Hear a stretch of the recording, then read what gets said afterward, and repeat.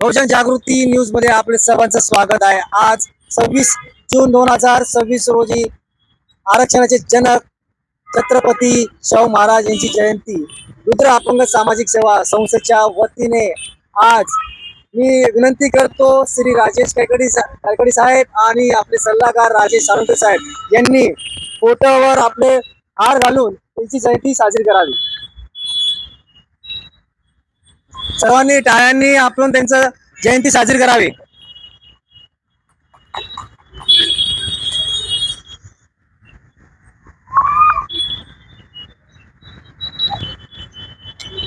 धन्यवाद साहेब। मॅडमांना विनंती करतो त्यांनीही आपले पुष्पहार अर्पण करून जयंती साजरी करावी।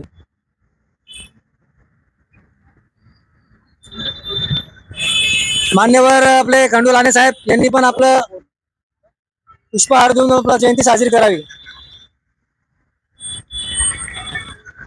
जाधव साहेब,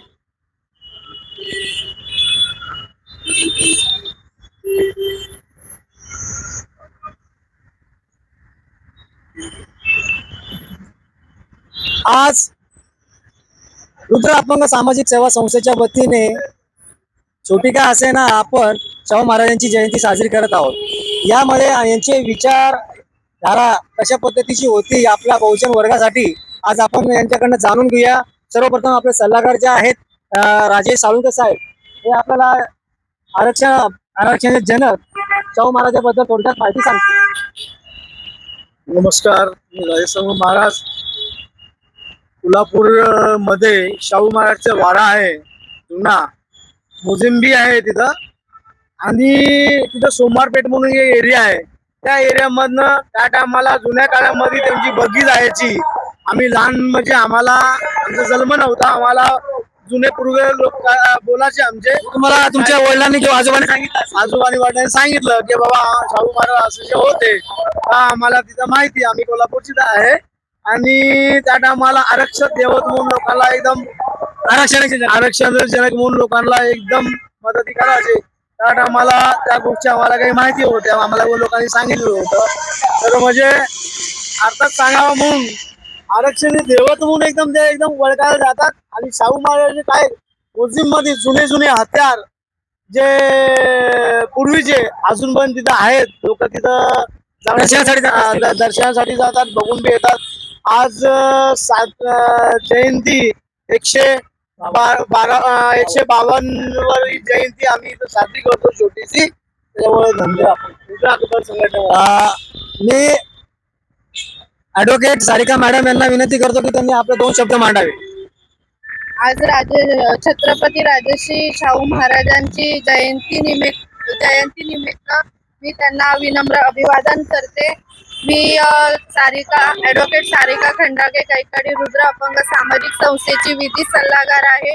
राजर्षी शाहू महाराजांनी सामाजिक न्याय, शिक्षण आणि समानतेचा विचार हा समाजाला दिला। त्यांच्या विचारावर आपण चालून समाजातील वंचित, दिव्यांग आणि गरजू घटकांना न्याय व संधी मिळवून देणे ही आपली जबाबदारी। आरक्षणाचा आज त्यांचं आरक्षणाचा आज आपल्याला त्यांचं महत्व कळतच आहे। आणि आपण त्यांच्या विचारांवर चालून एक समतानिष्ठ समाज निर्माण करायची जबाबदारी आपण घेतली पाहिजे, एक संकल्प घेतला पाहिजे। आणि मी पुन्हा एकदा विनम्र अभिवादन करते। आणि लोक छोट्या छोट्या पद्धतीने का होईना ही जयंती साजरी करतायत। तसं आपलं चॅनल पण बहुजन जागृती आहे, म्हणजे लोकांपर्यंत जागृतीचं काम आपण करत आहोत।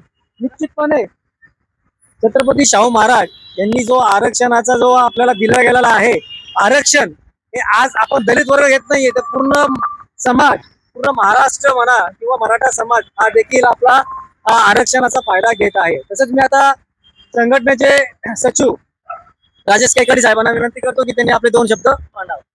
नमस्कार, मी राजेश राजाराम कैकाडी, रुद्र अपंग सामाजिक सेवा संस्थेचे सचिव पदाधिकारी आहे। मला सर्वात मोठा अभिमान असं वाटतंय की आमचे महाराष्ट्राचे कुलदैवत छत्रपती शिवाजी महाराज यांच्या कुलातील आमचे छत्रपती शाहू महाराज हे असल्या कारणाने मला त्यांचा अभिमान वाटतोय। तसेच छत्रपती शाहू महाराजांनी आरक्षण आणि गोरगरिबांना शिकवण्यासाठी स्वखर्चाने त्यांनी आपली खर्च उचलला होता. खर्च उचलला होता व स्वतः त्यांनी बाबासाहेब आंबेडकर यांच्या शिक्षणाचाही खर्च त्यांनी उचलला होता. असे अनेक कित्येक लोकांना त्यांनी शिक्षणाला महत्त्व दिलं. महत्व दिला. म्हणून अशा थोर आमचे छत्रपती शाहू महाराज यांचा मी मनपूर्वक अभिनंदन करतो. जय शिवाजी. धन्यवाद साहेब. तसंच मी आता आपले बहुजन समाज पार्टीचे पनवेल विधानसभा अध्यक्ष आणि आमच्या संस्थेचे उपाध्यक्ष खंडू लाणे साहेब यांना मी 2 शब्द आपले विचार मांडा.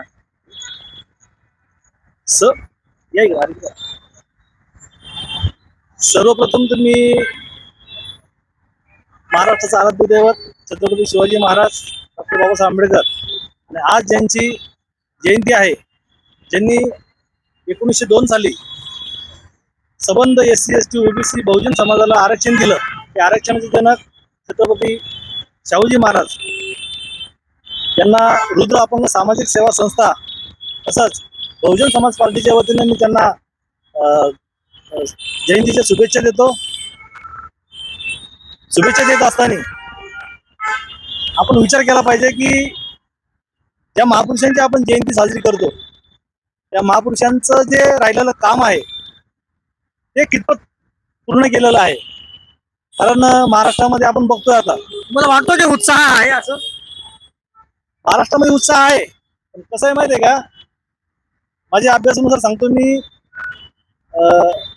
ज्या कामामध्ये ज्या मोमेंटमध्ये उत्साह पाहिजे, ते महापुरुषांचं जे कार्य आहे ते कार्य पूर्ण करण्यासाठी तसा दिसून येत नाही वाटत. तसं दिसून येत नाहीये. आणि भलत्याच कामामध्ये आपला जो SC ST OBC म्हणजे भटकटलेला दिसतोय. आणि खास करून जो SC वर्ग आहे, हा SC वर्ग महापुरुषांची जी मुवमेंट आहे, चळवळ आहे, चळवळची दिशा सोडून दुसऱ्याच मार्गाने भरकटत आहे. आता सांगायचा विषय असा झाला की आता बघा महाराष्ट्रामध्ये उपवर्गीकरणाचा विषय महाराष्ट्रामध्ये भरपूरच तो आता नवीनच मांडला गेलाय. हा जाणून बुजून हा जो मनुवादी सरकार जे आहे, फडणवीस सरकार, ते सरकारने जाणून बुजून आणलेलं आहे.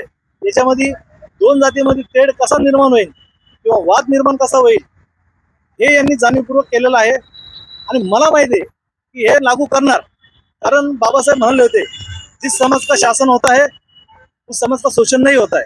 तर त्याच्या पुढे बाबासाहेब अगोदर 1952 म्हणाले होते पंजाबमध्ये की राजकीय सत्ता हीच तुमच्या सर्व समस्येची गुरु किल्ली आहे, ती किल्ली हातामध्ये घ्या.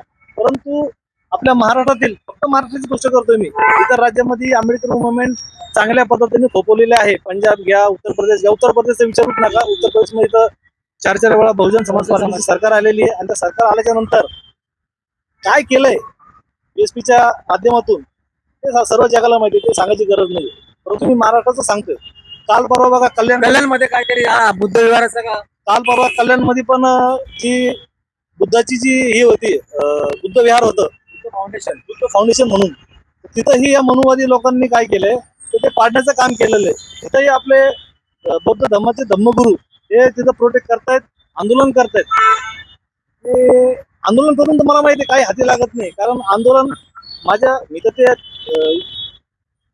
औरंगाबादच्या विद्यापीठाच्या टायमाला जो 17 वर्ष महाराष्ट्रामध्ये आपल्या SC ST OBC बहुजन समाजाने ते आंदोलन केलं की डॉक्टर बाबासाहेबांचं नाव औरंगाबादच्या विद्यापीठाला देण्यात यावं, परंतु नाव देण्यात आलं नाही. अजूनपर्यंत चालू लढाई. 17 वर्ष महाराष्ट्रातील आंबेडकरी समाजाने वेळ, बुद्धी, पैसा आणि प्राणाची आहुती देऊन सुद्धा त्या टायमाला 94 मध्ये मुख्यमंत्री महाराष्ट्राचे शरद पवार होते. आणि महाराष्ट्राचे मुख्यमंत्री 4 वेळा शरद पवार होऊन सुद्धा, जसे देवेंद्र फडणवीस 4 वेळा 3 वेळा मुख्यमंत्री झाले, त्या टायमाला 94 मध्ये महाराष्ट्राचे मुख्यमंत्री शरद पवार साहेब होते.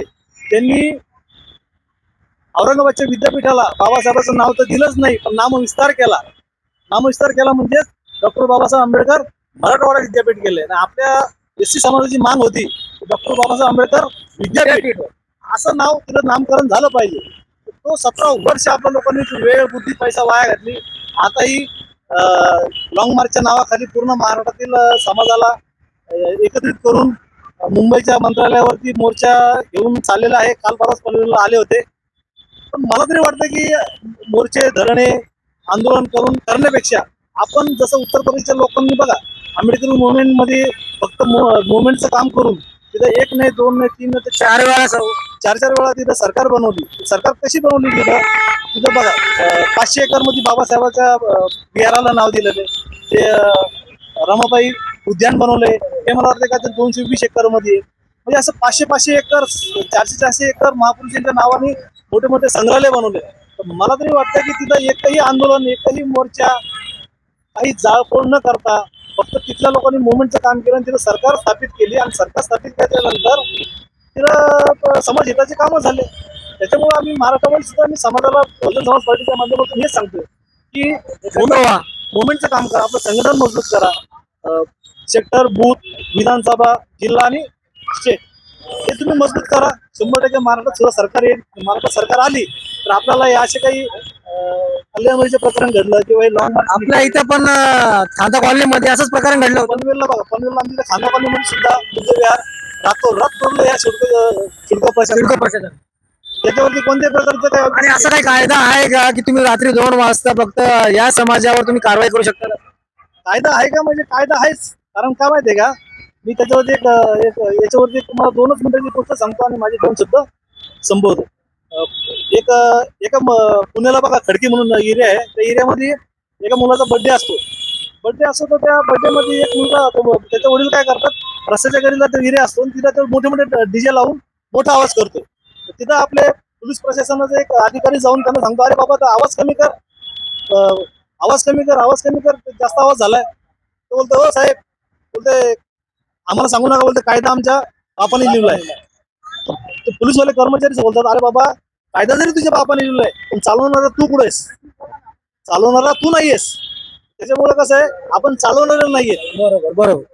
मी आजही सांगतो ठामपणे, जर महाराष्ट्रामध्ये सर्व गट तट संघटना हे जे राष्ट्रीय अध्यक्ष हे जे काही आहेत ते सर्व गट तट मोडीत काढून एक निशाणी, एक पक्षाने, एक झेंडा म्हणजे एकजूट व्हावे असं 100% एका प्लॅटफॉर्मवरती आल्याच्या नंतर महाराष्ट्रामध्ये 100% सत्ता परिवर्तन होणार आणि या मनुवादाच्या छाताडावरती डॉक्टर बाबासाहेब आंबेडकर जाती थैथै नाचणार. धन्यवाद साहेब. हे होते आपले संस्थेचे उपाध्यक्ष आणि बहुजन समाज पार्टी विधानसभाचे अध्यक्ष खंडू लांडे साहेब. यांनी आपले विचार मांडलेले आहेत. छत्रपती शाहू महाराज की, डॉक्टर बाबासाहेब आंबेडकरांचा धन्यवाद. जय हिंद, जय महाराष्ट्र. नमस्कार, मी साळुंगे महाराज, राहणार पनवेल, रायगड जिल्हा, तालुका पनवेल, रुद्र अपंग संघटनेचा खजिनदार आणि सल्लागार होय. ते त्याच्या माध्यमातून छत्रपती शाहू महाराजची 152वी जयंती आम्ही इथं साजरी केलेली आहे.